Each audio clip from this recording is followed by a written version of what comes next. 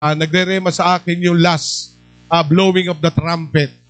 One of the sign na gagawin at mangyayari sa buong daigdig ay yung tinatawag mag-blow ng trumpet. Ako'y nag-iisip, it is literal, symbolical, or what?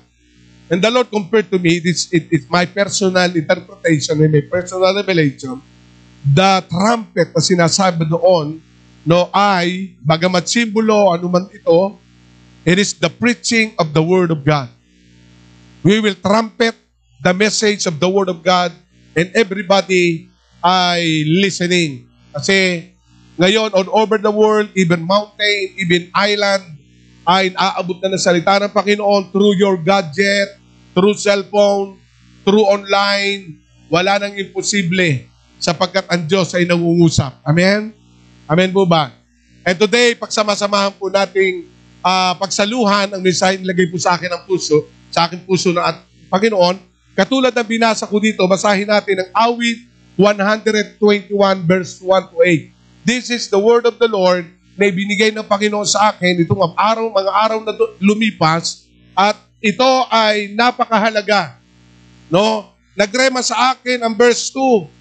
Ang hangad kong tulong kay Yahweh magmumula sa Diyos na lumikha ng langit at lupa. Amen? Who is the creator of heaven and earth? God. From the very beginning, God. Ang sabi ng Genesis chapter 1 verse 1, God created. The very foundation of everything is God. No, John chapter 1 verse 1, that God is always there. The Word of God.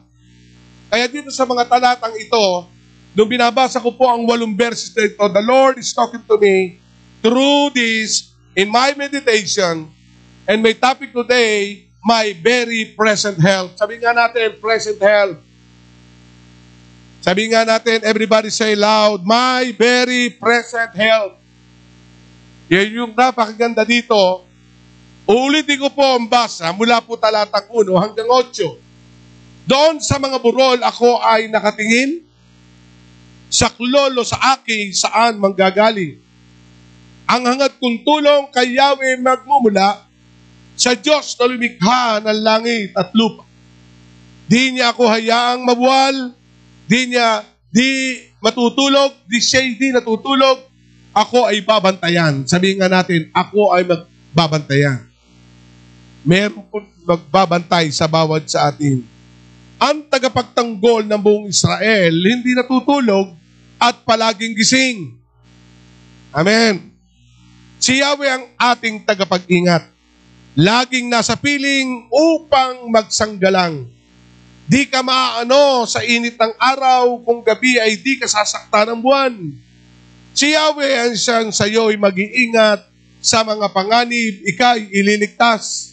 Si Yahweh ang siyang sayo'y mag-iingat, saan man naroon, ikaw ay iingatan, di ka maaano kahit kailan. Sabihin natin, ang tagapag-ingat ko ay ang Diyos na buhay. So dito sa mga talatang ito, nakita ko po ang 3 bagay. No? Inulit-ulit ko po ang chapter, verse to verse, and when I contextualize this passage, may 3 bagay po ako nakita dito bilang kasiguraduhan ng pangako ng ating Panginoon. Amen? The first one, before I put into detail, number 1, is the Lord my provider. Sabihin nga natin, the Lord is my provider. The Lord is my protector. The Lord is my preserver. Sabihin natin, preserver. I am. Thank you. The Lord is my provider. The Lord is my protector. The Lord is my preserver. Sabihin natin, preserve. Dito makikita natin ang 3 bagay at akin pong isa-isahin na angkop sa 8 talatang ito na ang Diyos ay patuloy na nananawagan ilang buwan ang lumilipas, no? Kaya nung po akin pong nire-review hanggang kagabi, the Lord is talking to me. And let us start. Dito natin makikita, mga kapatid, the writer make this statement. Ang sabi dito, I will lift up my eye unto the hills. So makikita natin dito, ang bawat isa, tayo lahat ay tumitingin, naghahanap ng tutulong sa atin. Amen? Nakuha niyo po ba ako? Naghahanap ng Savior, naghahanap ng kakapitan, naghahanap ng makikinig, naghahanap. At dito makikita natin sa verse 1 na napakahalaga ay wala dong sa hills ang kasagutan. No? Ang sabi ng verse 1, let us go to our chapter. Doon sa mga burol ako'y nakatingin. Saklolo sa akin, saan ang gagaling? So, literally and materially, talagang ang hahanapin natin ay yung talagang magsasalba. Amen? Magsasalba. Yung tutulong. Pero dito si King David confirming, ang tulong mo ay wala sa hills. Amen? Wala sa bundok, wala sa mountain, kundi nasa Diyos lamang. Napakahalaga ang mountain during that time, as a shield, napakahalaga yon. Sapagkat alam natin na yun na may bahagi na makapagtatawid sa bawat isa. But meron pang mas mataas sa hills. It is the Lord who created the heaven on earth. Kaya si Haring David ang sabi dito sa verse 1, doon sa burol ako'y nakatingin. Minsan may tinitingnan tayo na akala natin yun ang magsasalba sa iyo. Merong pinupukusan ka, nakala mo ito ang tutulong sa iyo. Pero dumadating ang sandali, wala. Amen po ba? Pero the Lord, the writer, reminding us, merong mas makapangyarihan, mas mataas sa hills. Ito ay ang lumikha ng langit at lupa, the Lord God Almighty. Amen? Palapakan natin ang ating Panginoon. Kaya sa mga talatang ito, the Lord is my provider. Sabihin natin, my God is my provider. He is my Savior. Kaya sabi ng verse 2, very striking word, ang hangat kong tulong kay Yahweh magmumula sa Diyos na lumikha ng langit at lupa. So, ang ibig sabihin, siya lumikha sa iyo, siya lumikha sa atin. Siya lumikha sa langit at lupa. Kaya hindi mo dapat asahan ang lupa. Hindi mo dapat asahan lang yon. Dahil ang aasahan mo ay yung lumikha sa langit at lupa. Nakuha niyo po ba ako? Medyo may kalaliman ng isang talatang akin babasahin sapagkat dito nagkaroon ng tinatawag na pagkakamali. No, during the time that Baal prophet ay nagkaroon ng tinatawag na pagde-demonstrate, no? Marami nagtiwala kay Baal, hundreds of people, pero ang sabi ng Bible, wala dyan. Let's go to Jeremiah chapter 3, verse 23, about the experience from the Old Testament. Ano sabi ng Bible? Walang naitulong sa amin ang mga Diyos-Diyosang sinamba namin sa kaburulan. Si Yahweh lamang ang aming Diyos, ang tunay na kaligtasan ng Israel. Kasi alam naman natin, maraming Diyos. Small letter D. Kaya makikita natin diyan ang pagkakayari, pagkakaprint, doon sa Diyos.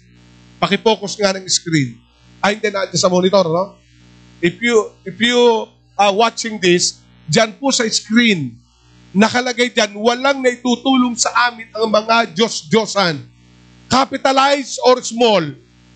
Small. Sinamba namin sa burol. Ang ibig sabihin, maraming sumamba sa mga Diyos-Diyosan.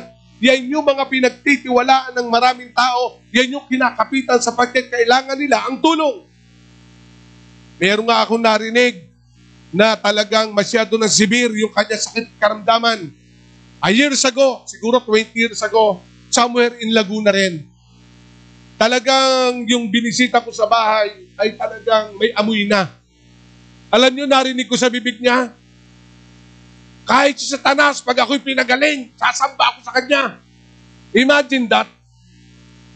Sapagkat ang nais siya, sagutin siya ng Diyos. Kaya kahit si Satanas ay sasambahin niya. Ang ibig sabihin, ng taong nagigipit sa patalim, kumakapit. Kahit ano na. Pero mga kapatid, hindi hahantong sa ganung kalalagayan sapagkat ang Diyos mo ay buhay. Tinuturuan lang tayo ng Panginoon, saan ba na nakapit ang pundasyon mo? Sa nakatingin ng mata mo? Sa hills ba? Sa Diyos letter D? Small letter D? Sa tao bang nakapalibot ang help mo ay naroon? Nakuha niyo po ba ako? Itinuturuan tayo ng Diyos. God provides everything. God protects everything. And God will preserve every one of us.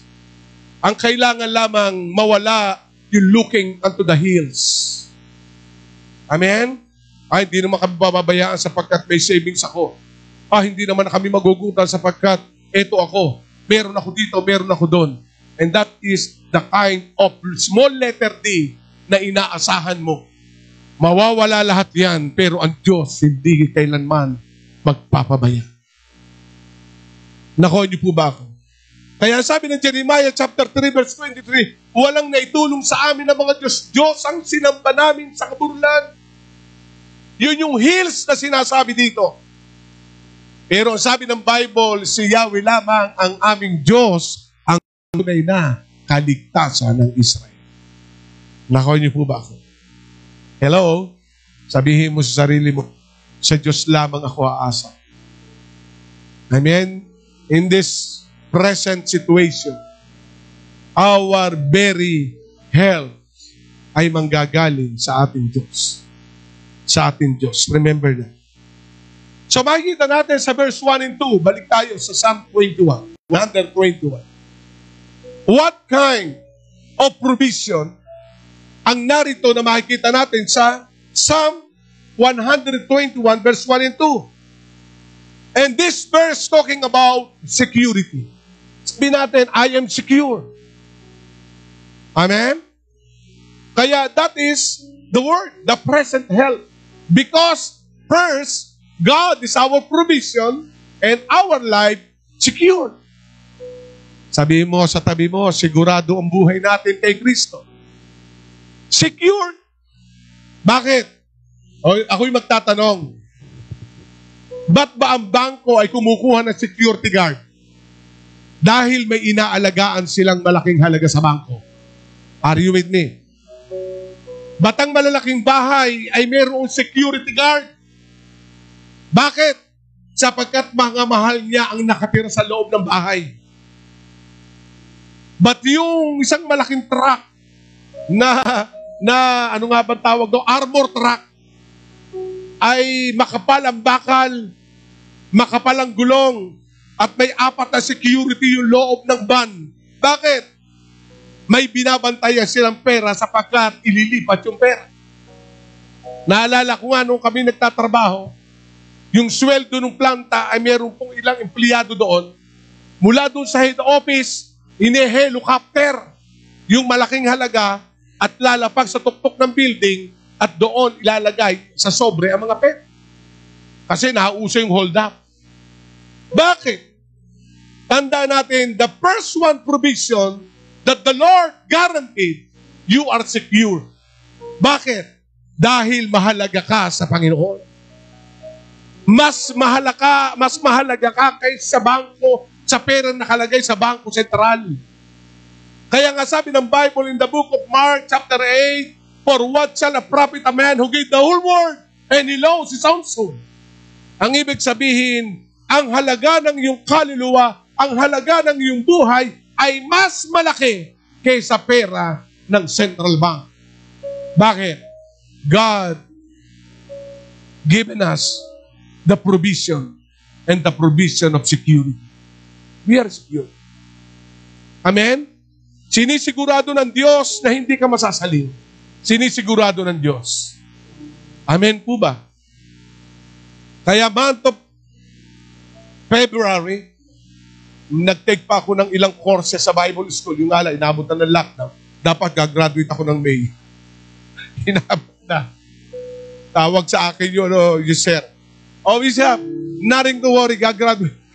Pag nawala, ipasa mo lang ang iyong mga requirement.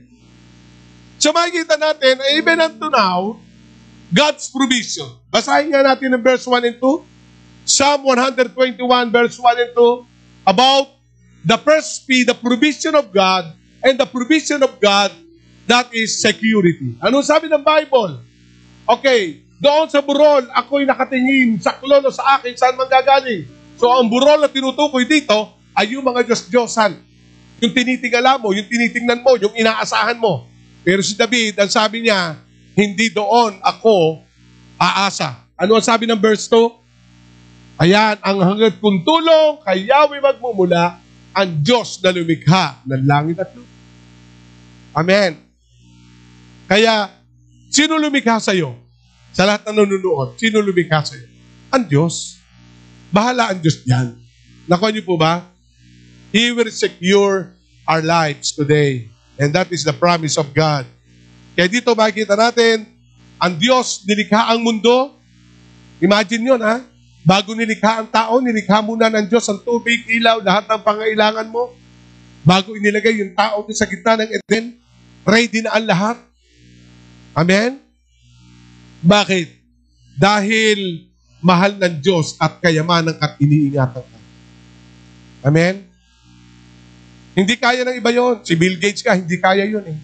Kasi naglagay pa siya ng antivirus. Di ba? Kasi meron ding katapusan ng lahat ng bagay eh. Kahit ito, aluminum. Kahit ito, salamin. Pag ito'y nabasag, basurahan na tuloy nito. Pero ang buhay natin, mas mahalaga ka. So, ang ibig sabihin, nagpadala ang Diyos ng pangakong seguridad sa buhay mo. Amen? At isa siya pinangako ng Panginoon, una, ang Holy Spirit. He will guide, the Holy Spirit will guide us unto all truth. The Holy Spirit will give you power. Acts chapter 1 verse 8. The Holy Spirit will give you ability and protection. So, what we need is stay kalang. Stand still and you will see the salvation of the Lord. Amen? Huwag masyado tayo mag-isip. Kasi sabi nga ng Proverbs, sabi ko, do trust in the Lord, do not lean in your own understanding.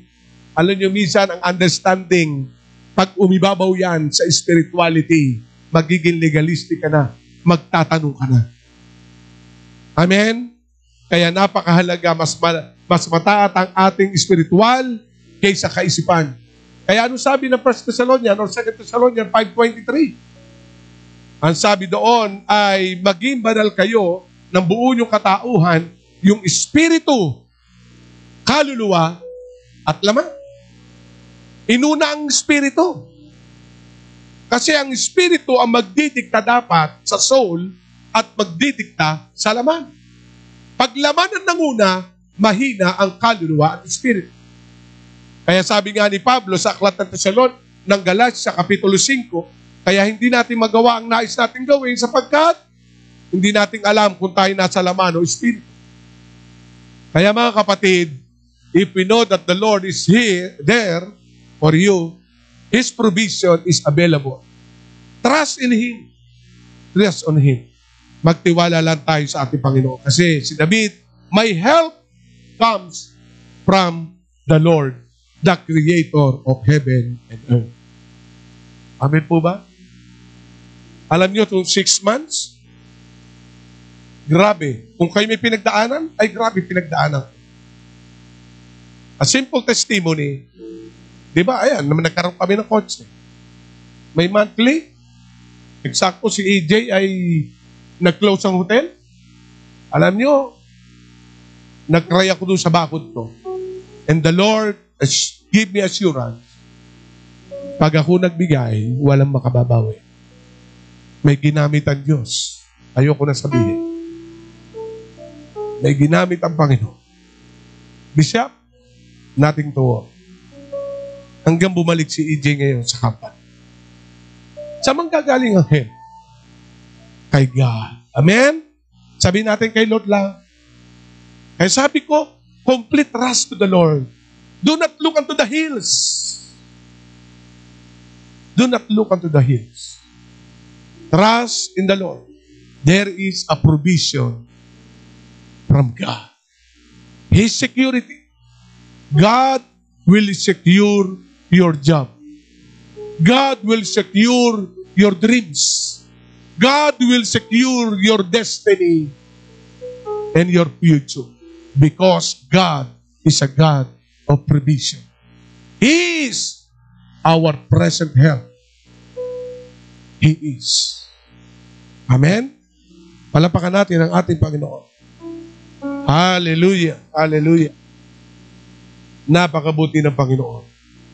In verse 3, Psalm 121 verse 3. Ano ang sabi ng Bible sa verse 3? Di niya ako hahayaang mabuwal, siya hindi matutulog, ako ay babantayan. And what kind of provision from this verse? Stability. Sabihin natin, stable. From verse 1 and 2, the Lord talking to us the provision about security. In verse 3, the Lord God talking to us about stability. You are stable. Amen?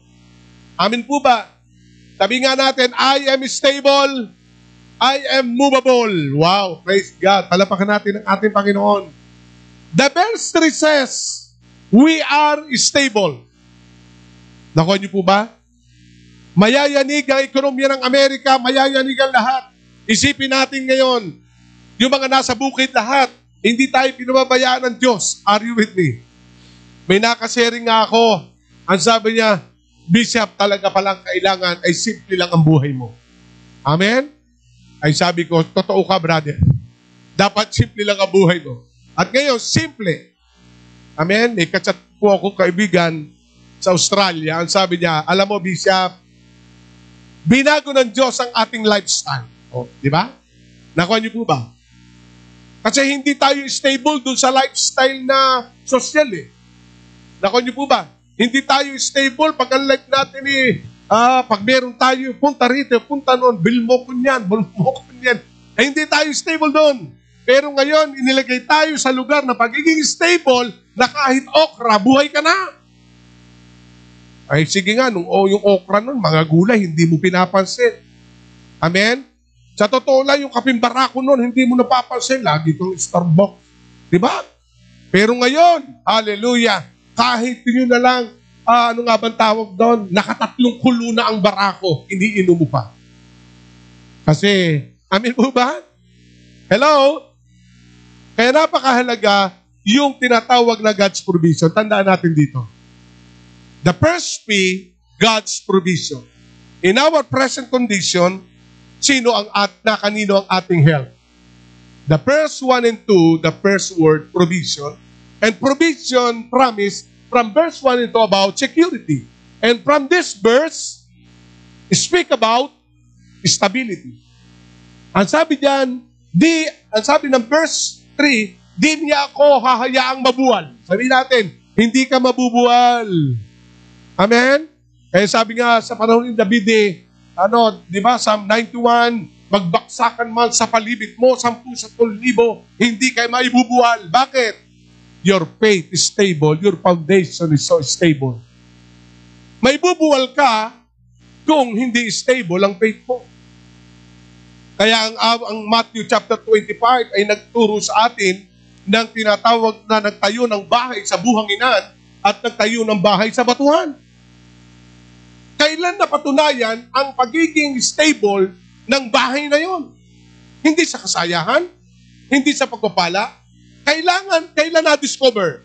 Nung humihip na ang hangin, nung bumagyo na, dumaan sa tinatawag na bahay na ang pundasyon ay buhangin, nawala. Pero yung nakatayo sa bato, ano nangyari? Nanatiling nakatayo dahil ang pundasyon ay bato, walang iba kundi si Kristo. Are you with me? God is talking to everyone, even to me. Imagine, inabot ko ito. Amen? For more than 35 years serving the Lord. Wow! Kaya misa, kinakausap ko sarili ko.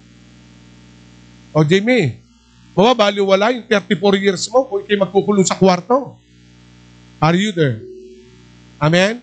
And praise God, my present help, the Lord Jesus Christ. After 6 months, nakatayo pa rin ang inyong pastor. Amen? Amen po ba? Why? Because God's provision is security and is stability. And bahagi doon sa provision, yung tinatawag na serenity. Verse 4. About serenity, ano sabi ng verse 4? Ang tagapagtanggol ng bayang Israel hindi natutulog, palaging gising. Amen? Hindi natutulog. Bakit? Wow. Kaya nung ginagawa ko po to, ano bang, bigyan mo kong Tagalog serenity. Sabi, ang serenity, hindi sa tao, sa lugar. Hindi pwedeng payapa. No? Kasi nakaturo lang yung sa tao. You are payapa. Ang seren or serenity is speak about the place. At tayo, tandaan natin, nung tayo nasa Panginoon, sa piling ng Diyos, payapa buhay mo. Amen? Sabihin natin, serenity. No? Kaya dito makita natin, God, wow, praise God. Pag ikay nasa piling ng Diyos, oh, amen. Amen. Kaya umaga pa lamang nagpapatugtog ako ng worship song. May maliit akong speaker. Punta ako doon sa halamanan. Natutugtog ko habang nagwawalis. Praise God, praise God. Amen? Tapos, basa ng Bible. Praise God. Napakabuti ng Panginoon. Dali natin ang ating kaabalahan na tayo ay mapapalakas ng ating Diyos. Kaysa pag-isipan mo ng mga bagay na gagawa mo na solusyon ang hindi mo kayang solusyonan. Di ba? May mga bagay kasi hindi natin kayang solusyonan. Kasi tao ka eh.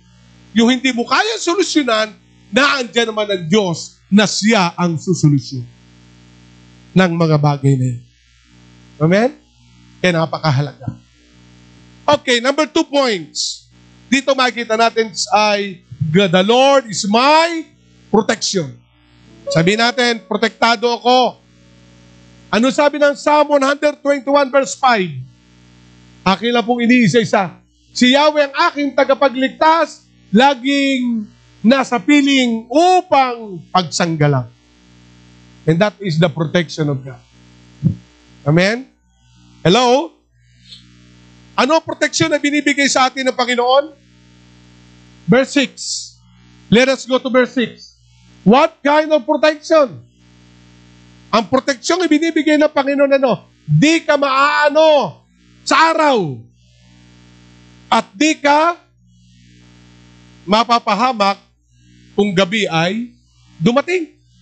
So, ang ibig sabihin, God's protection is 24 hours. Are you with me? Kung mayroong mga vitamin na A to Z,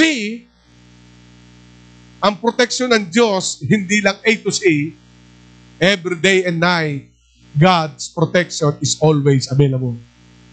Lalabas ka ng bahay mo, Lord God, your protection. Pagsakay mo ng sasakyan, Lord, your protection. Pag may pupuntahan ka, God, your protection. By day, by night, lalo-lalo na pag ikay natutulog. Dahil ang Diyos mo ay hindi kasabay mong natutulog. Ang Diyos ay laging gising. You are protected. Kaya in this present situation, our present help comes from the Creator of heaven and earth, who always there, day and night. Kita nyo ang Israel? Nung hinayaan ng Diyos na sila'y maglakbay, sa araw, ano ang ibinibigay ng Panginoon sa mga Israelita? Ulang, haliging ulap, upang hindi sila mainitan sa init ng araw. Nakagugulat yun. Tinatakpan ng Diyos magitin ng ulap ang araw. At saan man pumaroon ng Israelita, maghapon, hindi sila na-dehydrate. Bakit? Our God is not a God of night. Our God is a 24 God watching everyone. Pagkagabi naman, ano ang pinapadala ng Diyos? Haliging apoy. natatanglaw sa kanilang paglalakbay. At doon nakagugulat, hindi sila nagutom. Dumadating ang pagkain sa bawat oras na kailangan nilang kumain. Who is the God of Moses? The God of Moses is your God. Is my God. God's protection is always available. By day or by night. Amen. Hello? Minsan umuwi kami, naalala ko nung opening Bible School. Kailangan namin mag-uwian. Umaalis kami sa bahay, 5:00 na madaling araw. Kasi ako administrator. Nandun, turo, in-administrate mo, at uwi kami, 9:00 ng gabi. Darating, gigising na naman na madaling araw. And I always claim, you are God by day and night, 24/7. Amen. Amen po ba?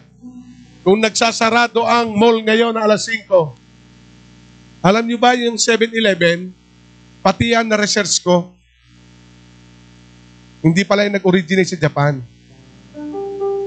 Kaya pala tinawagan 7-Eleven dahil may mga nagtatrabaho hanggang 11 o'clock. Kaya 7 to 11 ang naging oras lang. Pero ngayon, 24 hours na. Kung ang 7-Eleven, 24 hours, ang Diyos ng 7-Eleven, 24 hours. Amen? Napopromote ulit 7-Eleven. Kasi napakahalaga na maunawaan natin, God is protecting us by day and night. Hallelujah. Halapakan natin ang ating Diyos. Kaya tandaan natin ang 121 verse 6, di ka maaano sa init ng araw kung gabi ay di ka sasaktan ng buwan. Hindi ka masasaktan. And the last one, the Lord is my preserver. What He opened, no one can shut. When He start a good work, He will carry it on to completion until the day of Jesus. Kaya wag mo sabihin na, Lord, paano na? Tandaan natin, God's provision, God's protection, and God's preservation. Ipipreserve ng Panginoon. Napakahalaga natin yan. Hanggang sa dumating ang Panginoon o mag-rapture, mananatili tayo nakatindig bilang mananampalataya. Amen? Amen po ba? Mananatili ka sa piling ng Panginoon. In verse 7, ang sabi ni Yahweh dito, si Yahweh ay siya sa iyo'y mag-iingat, sa mga panganib, ika'y ililigtas. The word preservation is keeping us alive always. Tinitiyak ng Diyos na ikaw ay buhay araw-araw, sapagkat ang Diyos ay hindi lang siya nagbigay sa iyo ng buhay, He will preserve, He will sustain, He will supply every day para ikay mabuhay. He will preserve. He will preserve. Ano sabi ng verse 8? Last verse. Si Yahweh ang sang iyo'y mag-iingat, saan man naroon, ikay iingatan. Kaya mga kapatid na nakikinig ngayon, ikaw may nasa Amerika, iingatan ka ng Diyos. Ikaw man ay nasa Bermuda, ingatan ka ng Panginoon. Ikaw may nasa Australia, Canada, America, California, Philippines, wherever you are around the globe. Ang sabi ng verse 8, si Yahweh ang sang iyo'y mag-iingat, sang ka man naroon. Ika'y iingatan at di ka maaano kahit kailanman. So God's preservation. God will preserve us. Pananatilihin ng Diyos, unang-una, yung spirituality mo. Sabihin natin, spirituality. Your spiritual life. Sabihin nga natin, my spiritual life sustained by the Lord. Ano sabi ng Bible? Maglalaho ang lahat, ang salita ng Diyos ay mananatili. Nabasa niyo? Yes. Ang ibig sabihin, ang iyong salita ng Diyos, ang pundasyon mo, ay hindi kayang gapiin ng kaaway. Hindi kayang yanigin.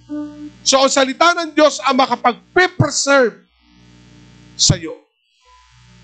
Bagamat si Peter ay dininay niya, Panginoon, but still the Word of God planted to Peter's heart. May salita ng Diyos pa rin yun na magpapaalala upang siya'y palakasin at paalalahanan ng pangako ng Panginoon ay hindi nagbabago. Are you with me? Kaya spiritually, God preserving every one of us. Ang iyong pundasyon, ang iyong Diyos ay si Kristo. Amen? Kaya si David ang nagsabi ng verse 1, I look unto the hills. Where is my help? So pag si Kristo ang pundasyon natin, spiritually, God will preserve us. Amen? And God will preserve us continually. Remember this, Abraham continually preserved the Word of God. If you know how to identify the years after years and generation after generation, merong ancient history before Christ, in the middle of after death of Jesus Christ, from our generation, God continually preaching the Word, promise of God. Thousands of years, but the Word of God preserved continually. Your faith preserved continually. Amen. Kaya si David, nasabi niya as I close, bata akong musmos. Alam naman natin si David before, siya po'y tagapag-alaga ng tupa ng kanyang ama. Inanoint siya ng oil, Samuel, hanggang sa naging hari. Hanggang siya'y tumandaan, sinabi niya, walang sino mang namuhay ng matuwid at naglingkod sa Panginoon na pinabayaan ng Diyos. Because God preserved David. God preserved every one of us. Even your resources, God will preserve. Nakita niyo sa panahon ni Joseph, ipinreserve ng Panginoon ang ekonomiya ng Ehipto through the man of God, Joseph. May 7 taong kasaganaan, may 7 taong tagtuyo. But because of the wisdom of the Lord given to Joseph, God preserved the economy of Egypt. The same. I do believe and we believe God preserved the treasure of the Philippines. And let us declare what Reverend Benny Hinn declared to our beloved country. Nabasa niyo yun? Bisitahin niyo yung online niya. Meron siyang special minutes of declaration to our beloved nation that the Philippines 2021 will be blessed by the Lord. The blueprint na ginawa nung unang panahon ay unti-unti nang ipapagawa ngayon through the leadership of our beloved President. Hindi kayang hadlangan sapagkat ang Diyos ng Pilipinas ay si Jesus. Inihandog ang Pilipinas sa Panginoon, maging ang buhay natin. Kaya yung mga nasa abroad na nakikinig ngayon, katulad ni Joseph,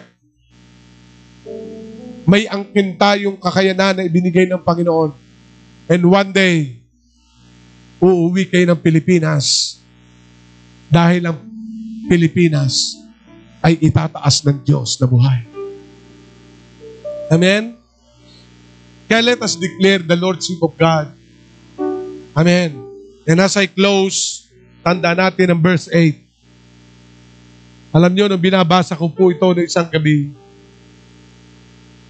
I cried. Kasi sa amin, una matulog misis ko kasi maaga siyang gumising. Nagbabasa-basa ako. Binalikan ko ito. Habang binabasa ko to, nakalagay ang aking kamay sa aking puso. And today, sa lahat ng nanonood at narito, idideklara natin isa-isa ang verse na ito. Mula po verse 1 hanggang verse 8. Tandaan nyo, sabi ng Bible, sa Jeremiah chapter 1 verse 12, babantayan ni Yahweh ang kanyang salita upang ito'y magkatuparan. Ngayon, in my closing, tayo po'y tumayo. Kayo man ay nasa inyong tahanan. Let us declare the goodness of God. Hawakan nyo ang inyong Biblia. O kaya naman, ay repeat after me.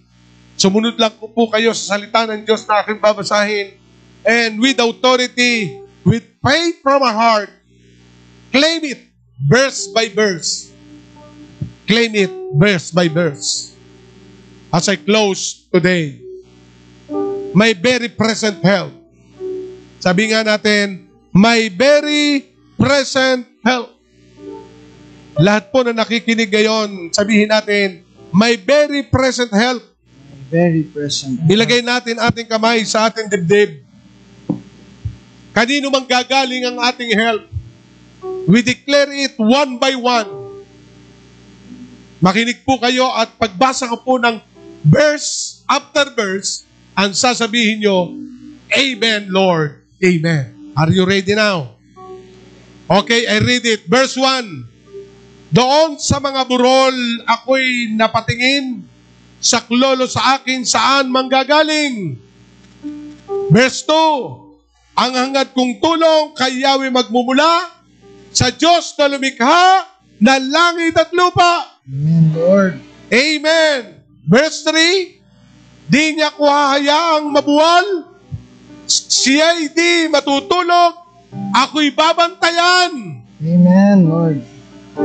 Verse 4. Ang tagapagtanggol ng bayang Israel hindi natutulog at palaging gising.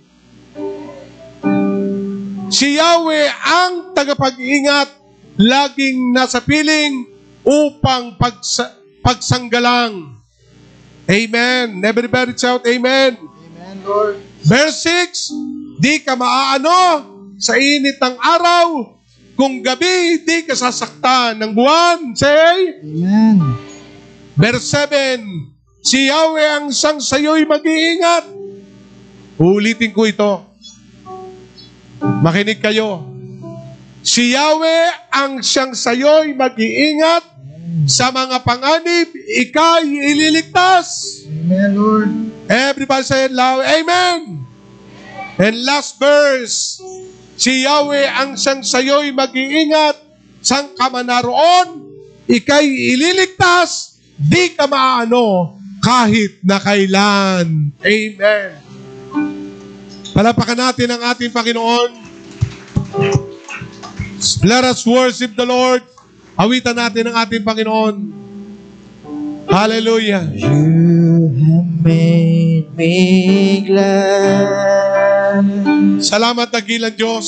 and I say of the Lord, you are my shield, my strength, my portion, deliverer, my shelter, strong tower, my very present help. You are my Yay! shield, Tas natin ating kamay. my Let us worship Him. my portion, deliverer, my shelter, strong tower, my very present help in times of need. Sumabay po lahat sa may panalangin. Maging sa inyo sumusubaybay sa live o sa replay. Ang Diyos ang ating pong tagapag-ingat. Do not look unto the hills. Dahil ang Diyos ang nagbigay sa atin ng pangako. Sumabay ka lang sa maikling panalangin ito, Panginoong Hesus.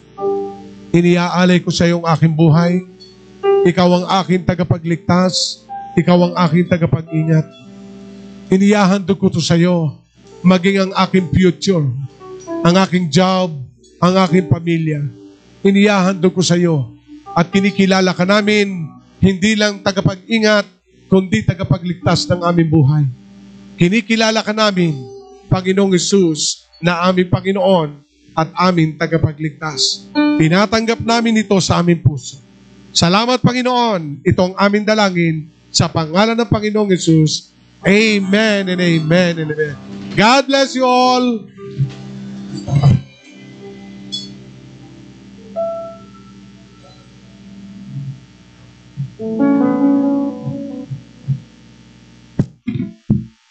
Praise God. Lahat po ba ay napagpala sa umagang ito? Amen. Napakaganda po ng mensahe ng Panginoon. The Lord is our ever-present help in times of need. Amen. Siya ang patuloy na gumagabay at nagbibigay sa atin ng lakas, nagbabantay sa bawat isa. Very true dun sa mga points na binigkas ng ating pastor, yung 3 P. Ano po? Our protector, our provider, our protector, and our preservator. Gayun din sa ating pagkakaloob sa ating Panginoon. Sinabi niya sa Malakay, lagi nating nababasa ang kanyang salita sa Malakay 3:10. Ang sabi niya ngayon, yung kanyang provision laging naandoon. Pagpatuloy tayong sumusunod sa kanya. Sabi nga, obedience is the key to prosperity, to blessing. So, ang Lord meron ding pangako sa bawat isa sa atin. He will protect us. Sabi nga sa kanyang pangako doon sa Malakay 3:10 na ating babasahin sa verse 10. Ang sabi nga ganun, I will open. He is our provider. He will open the floodgates of heaven. Patuloy niyang bubuksan yung provision ng Lord laging nasa atin. Kung patuloy tayong susunod sa Kanya. And then, He will protect us. Ang sabi ngayon, ganon sa Malakay, sa kasunod na verse, I will prevent pests from devouring your crops. Ang sabi ng Panginoon. So, yung protection ng Panginoon na andoon. Amen? And then, He will preserve. Ang sabi nga ganon, kasunod noong I will prevent pests, and the vines in your field will not drop their fruit before it is ripe. So, yung preserve, yung sa word na preservation, doon ako dinala ng Panginoon sa meditation.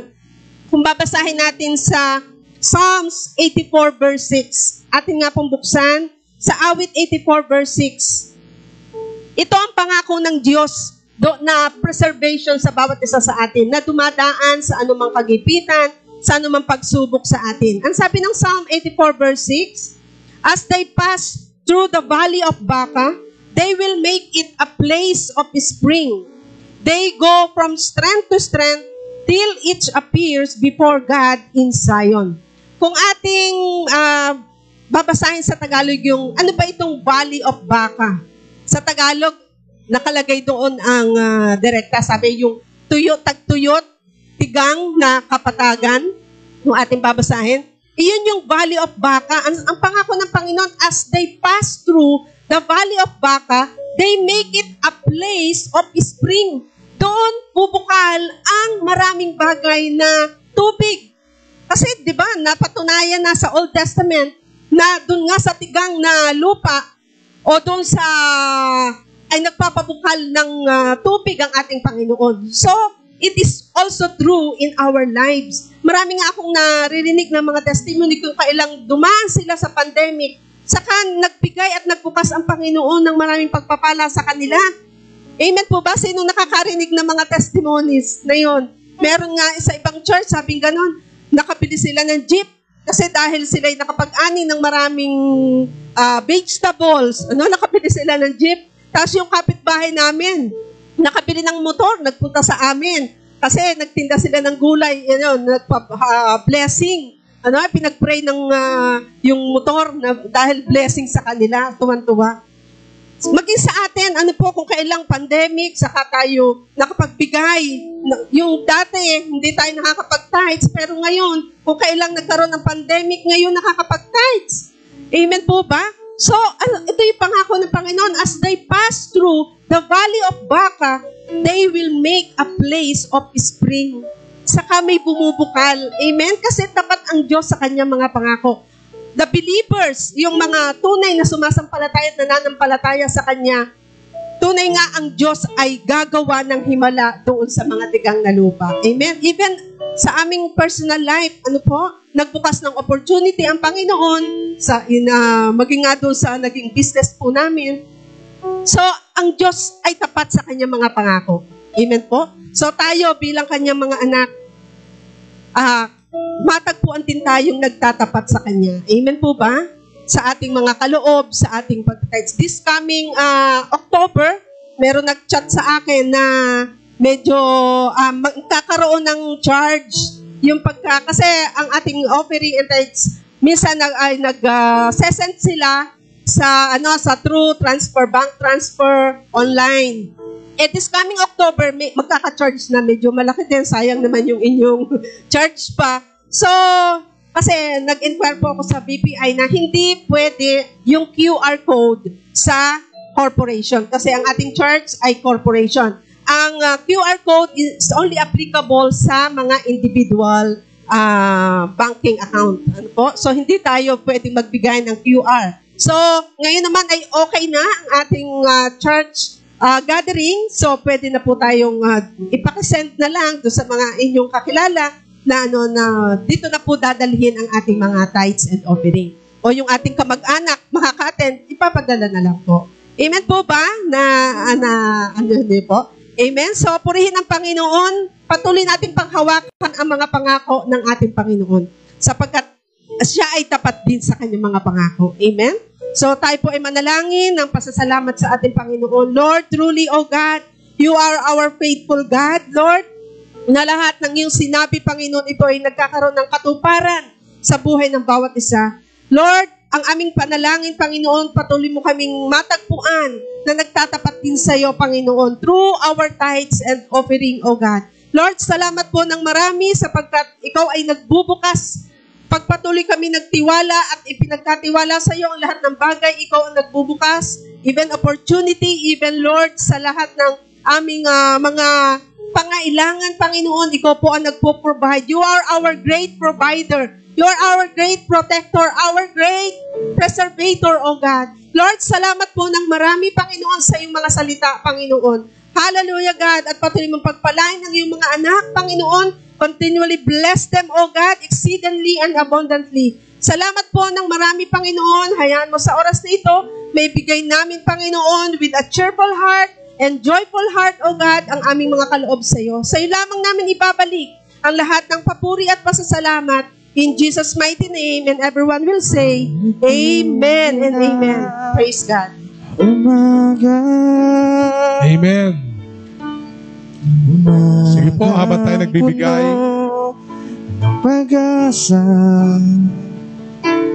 Ngayon naman ay ipagpipray po natin yung nagdaos ng birthday ng month of September. So, maligayang bati sa lahat po na nag-birthday na September. Dito sa sanctuary, may nag-birthday ba dito na September? O sige, pwede rin pumunta rito, tayo ipagpipray natin.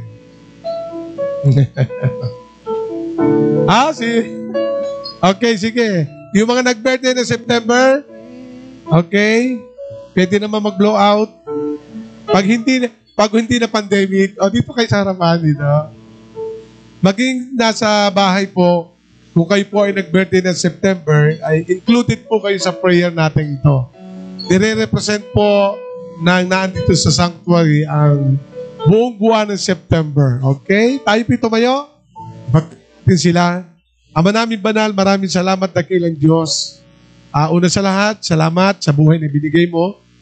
At maging sa kanilang present estado ngayon na sila po ay malalayo sa kanilang mga pamilya.